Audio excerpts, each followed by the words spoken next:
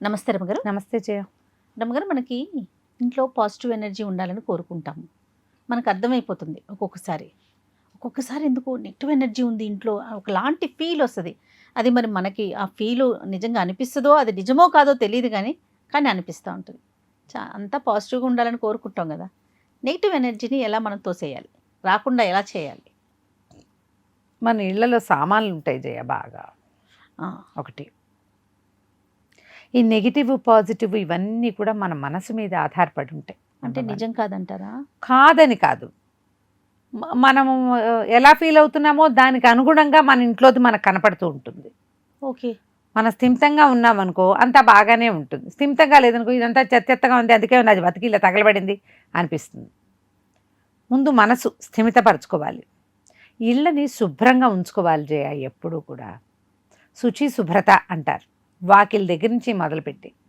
నీకు ఇప్పుడు ఒకళ్ళ వాకిట నుంచున్నామనుకో, చెప్పుల స్టాండ్ తీరుగా ఉంది, చెప్పులన్నీ నీట్గా సర్దున్నాయి, వాకిలి గుమ్మాలు శుభ్రంగా తుడుచున్నాయి, తలుపులు క్లీన్గా ఉన్నాయి, వాకిట్లో ఓ ముగ్గు ఉంది, గుమ్మానికి ఓ పసుపు ఉందో లేదో పోని నీట్గా ఉంది, గుమ్మం పైన ఎండిపోయిన పువ్వులు, అప్పుడెప్పుడో ఉగాది పండక్కి గట్టి హనుమ జయంతి దాకా తీయని మామిడాకులు, అవన్నీ ఉంటే ఏం ఫీలింగ్ మంచిది ఉండదు.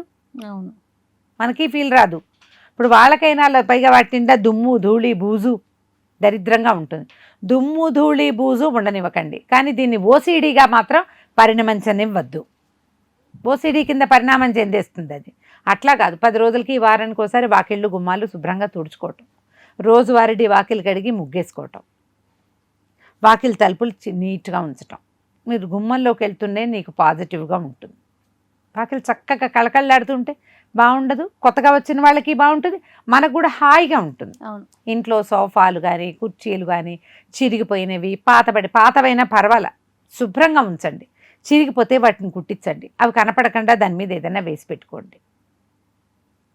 పాత వస్తువులు, పనికిరానివి, పాడైపోయినవి, పాతవి, ఏనాడో కొన్నవి, ఎప్పటికైనా యూజ్ అవుతాయని అనిపించేవి, అట్టపెట్టెలు, ప్లాస్టిక్ డొక్కులు, అవును రమ్మగారు, కాగిత పువ్వులు, ప్లాస్టిక్ సామాన్లు, అట్ట డబ్బాలు కూడా దాచుకుంటారు రమ్మగారు చాలా మంది. అంటే ఏదైనా రేపొద్దున సమీప భవిష్యత్తులో, అంటే ఒక 15 రోజుల్లో మనం ఇల్లు మారుతామనుకో అట్టపెట్లు ఉంచుకోవచ్చు. మనం ఎప్పుడో భవిష్యత్తులో 3 ఏళ్ల తర్వాత మారుతామని అట్టపెట్లు ఉంచుకున్నాం అనుకోండి, ఆ 3 ఏళ్ల లోపల ఈ అట్టపెట్ల వల్ల చెదలు చేరుతాయి కదా. మీకు అసలు మారము, సొంత ఇల్లు కూడా ఉంచుకుంటారు. కొంతమందికి అలా ఉంటుంది. టీవీ కొనుక్కొస్తారు, టీవీ పెట్టే దాస్తారు. టీవీ వాషింగ్ మెషిన్ పెట్టి ఉంచుకుంటాం. 1-2 ఏళ్లలో ఇల్లు మారే వాళ్ళు ఉంచుకోవాలమ్మా, కానీ సొంత ఇళ్ళ వాళ్ళు ఉంచుకోకూడదు, సొంత ఇళ్లలో ఉంచుకోవద్దు.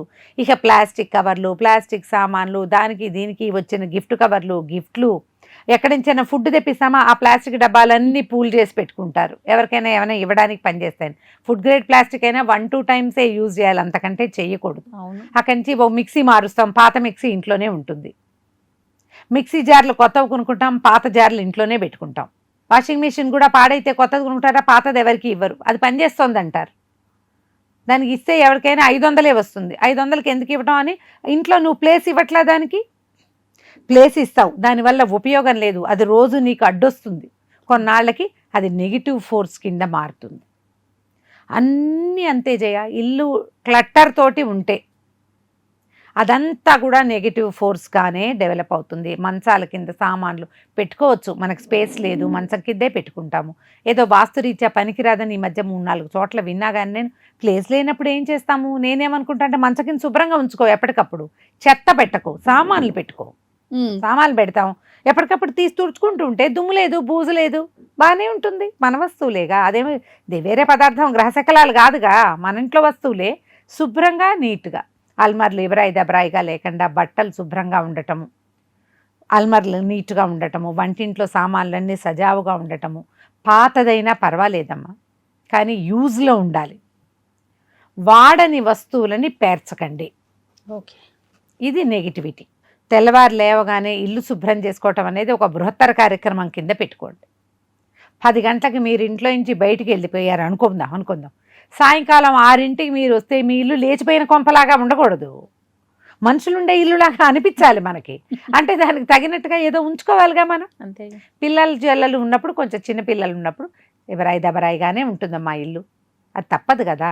కొంచెం ఈజీగా సర్దుకునేటట్టుగా ప్లాన్ చేసుకోండి. సామాన్లు సర్దుకోవటం ఎలా, ఏమైనా ఎక్స్ట్రాలు చిన్న పొన్న పిల్లలు విన్నేసి బొమ్మలు ఉన్నాయి, 2-3 పెద్ద అట్టపెట్టెలు పెట్టుకోండి. వాటికి పిల్లలు ఆట అయిపోగానే అన్ని అందులో వేసేసి మొత్తం ఒక ర్యాకులో లేదా ఒకదాని మీద ఒకటి పూల్ చేసేలాగా.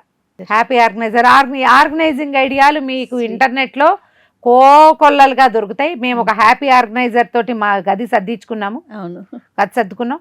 దాదాపుగా అలాగే మెయింటైన్ అవుతుంది. మా వాడు వచ్చాడు ఊరు నుంచి, పెట్టెలు బేడలు చేరినాయి కానీ అల్మర్లు మాత్రం అలాగే ఉన్నాయి.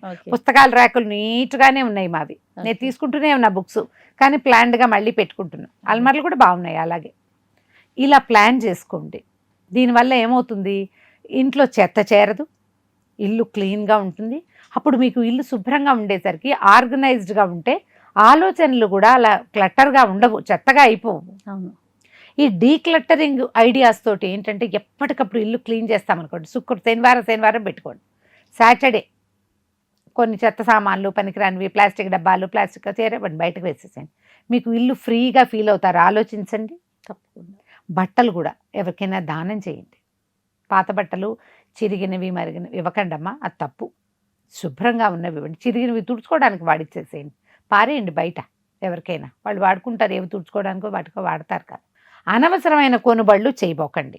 ఇప్పుడు ఈ నెగిటివిటీని పోగొట్టుకోవటం ఎట్లా, దీంట్లో ఒక 2-3 మంచి ఐడియాస్ చెప్తా. పాతకాలం నుంచి చేసేది గుమ్మానికి పసుపు రాసుకోవటం. ప్రతి పండక్కి మీరు పువ్వులు కడతారు కదా, పువ్వులు కట్టుకుంటారు గుమ్మాలకి, తప్పకుండా మామిడి మండలు పెట్టాలని భావించండి. అది ఎక్కువగా నెగిటివిటీని పోగొడుతుంది. ఇంట్లో ఇల్లు తుడిచేటప్పుడు ఒక చిటికెడు 2 రాళ్ల ఉప్పు, గళ్ళుప్పుని అందులో వేసి తుడుచుకోండి. స్టవ్ గట్లు తుడిచేటప్పుడు అప్పుడు కూడా కొద్దిగా 2 ఉప్పు రాళ్ళు వేసి తుడిస్తే ఇల్లు క్లీన్గాను ఉంటుంది. చీమలు అవి రాకుండా ఉంటాయి. కొంత నెగిటివ్ ఫోర్స్ని మనం బయట పంపించేస్తాం. అనవసరమైన సామాన్లు మాత్రం చేర్చుకోకండి. ఏమంటారంటే వాటిని, ఈ వాటర్ బాటిల్స్ అవి వస్తూ ఉంటాయా, ఎప్పటికప్పుడు ఉపయోగపడతాయని దాచిపెడతారు. కొన్నాళ్ళకి ఎంత చెత్త కింద తయారవుతుందో. ఆ చెత్తలు కూడా ఉంచద్దు. ఇతరుల వస్తువులు ఎవరివైనా మన దగ్గర ఉంచుకోవాల్సి వస్తే, వాళ్ళు మన క్లోజ్ రిలేషన్, వాళ్ళ సామాన్లు ఇక్కడ ఉంచుకున్నాము, ఆర్గనైజ్డ్గా ఉంచండి. అందులోకి అడుగు పెట్టలేని స్థితిగా చెయ్యొద్దు. నీట్గా ఎక్కడ సామాన్లు అక్కడ పెట్టి అటు పెట్టుకోండి. అక్కయ్యలో, అన్నయ్యలో, ఊరు వెళ్ళిన వాళ్ళవో, మన కజిన్సే వచ్చి వెళ్ళి కొన్ని రోజులు ఇక్కడ ఉంచుతారు. వాటిని చెత్తగా ఉంచద్దు, నీట్గా ఉంచండి. ఇది బెస్ట్ ప్లాన్ అనుకుంటా నేనైతే. నిజంగా రమ్మ గారు, పాత బట్టలు అలాంటివి ఎప్పటికప్పుడు క్లియర్ చేసుకోవటం, వాడని వస్తువులు వేరే వాళ్ళకి ఇచ్చేయటం, కొనకుండా ఉండండి. కొన్ని అయితే మళ్ళీ మళ్ళీ కొనుక్కు రావద్దు. ఇప్పుడు రోజువారీ తిండి పదార్థాలు కొన్ని అవసరాలు తప్పదు కదా, కానీ ఊరికే ఏదైనా చూడంగానే ఎక్కడికైనా వెళ్ళంగానే పట్టుకొచ్చేస్తారు. ఆ పనులు చేయొద్దు. తర్వాత వీటిని మళ్ళీ డిస్పోజ్ చేయటం ఎట్లా అనేది ఒక తిప్పలుగా ఉంటుంది. డిస్పోజ్ చేయాల్సిన వస్తువులను అసలు తెచ్చుకోకుండా ఉండటమే మంచిది. వాళ్ళ వ్యాపారం ఏమైపోతుందని ఆలోచించద్దు. మనకి ఇది ఇందులో దీంతో పాటు కొన్ని నియమాలు మీరు ఉంచుకోండి. ఇవాళ శుక్రవారం పోట్లాడకూడదు, ఇవాళ బుధవారం ఇవాళ నిశ్శబ్దంగా ఉండాలి, ఇవాళ ఈరోజు శనివారం ఇవాళ ఇల్లు క్లీన్ చేయాలి. ఇట్లా కొన్ని నియమాలు ఉంచుకోండి. ఇల్లు క్లీన్ చేసే రోజు పోట్లాడుకోకూడదు. మీరు పోట్లాట ఎక్కడ తగ్గిస్తారో, వాదన ఎప్పుడు మానేస్తారో, మీ ఇంట్లో నెగిటివ్ ఫోర్స్ రాదు. ఫ్రిక్షన్ వల్ల ఫోర్స్ వస్తుంది. ఫ్రిక్షన్స్ ఎందుకు వస్తాయి? తూతూ మేమే తోటి ఫ్రిక్షన్స్ వస్తాయి. అంతేగా. అది మానేస్తే ఇది తగ్గుతుంది. ఎక్కడైనా చీమలకి ఆహారం పెట్టడం అట్లాంటివి చెప్తారు పెద్దవాళ్ళు. చీమలు వస్తాయి ఇంట్లోకి, పక్కకి 4 పటిక బెల్లం పలుకు, 2 పంచదార పలుకులు వేయండి. అవి అక్కడెక్కడే తిరిగి అట్టించటే వెళ్తూ ఉంటాయి వాళ్ళ ఇంటికి. అవి వేరే వస్తువుల కోసం ఇంట్లోకి రావు. బొద్దింకలు గిద్దింకలు అలాంటివి ఏమన్నట్టు వాటికి ఏదైనా మందు పెట్టించేసుకోండి. ఒకేసారి చదలకు మందు పెట్టించేసేయండి. ఇల్లు క్లీన్గా ఉంచండి, మీరు హాయిగా ఉంటారు. కనీసం 70% దీనివల్ల తేడా వస్తుంది, గమనించండి. రైట్. నమస్తే రమ్మ గారు. నమస్తే. And for more videos, please subscribe to iDream. Please subscribe to iDream. Please subscribe iDream. And please subscribe to iDream. For more videos, subscribe to iDream. please like, share and subscribe to the channel. Congratulations, iDream. Subscribe to iDream. Subscribe to iDream. So subscribe to iDream Media. iDream ki iDream team andarki huge congratulations. Please subscribe iDream Media. Please subscribe to iDream. Subscribe iDream. Please subscribe to iDream. I dream అంటే నా కళల ఛానల్ను subscribe చేసుకున్న నోరు తిరుగుతలేదు. మీరైతే గంట గుర్తు కొట్టండి. For more such videos, please subscribe to iDream.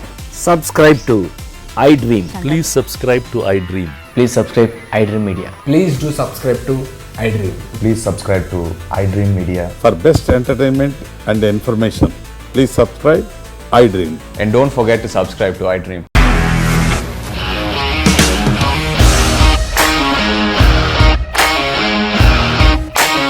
ఇండస్ట్రీలో కమిట్మెంట్ ఇష్యూస్ వస్తే నీకు కూడా వచ్చినట్టు మార్నింగ్ తీసుకెళ్ళాలంటే కొద్ది పడేస్తారు.